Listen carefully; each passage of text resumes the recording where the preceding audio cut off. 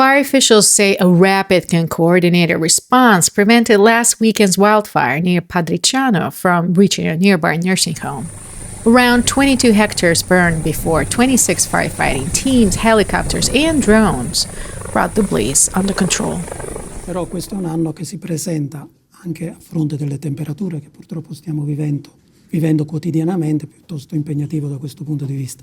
I comandi stanno lavorando molto su questo aspetto, senza dimenticare quelle che sono le attività che ordinariamente svolgiamo. Authorities also warned that Friuli Venezia Giulia remains under maximum wildfire alert and urged residents to report any signs of smoke or new fire outbreaks immediately. Sostanzialmente noi diciamo che l'importante è che le persone non respirino fumo sostanzialmente, quindi allontanarsi immediatamente da qualsiasi situazione di emergenza, magari lasciando anche, chissà, magari anche le porte aperte per gli animali che possano scappare tante volte, no?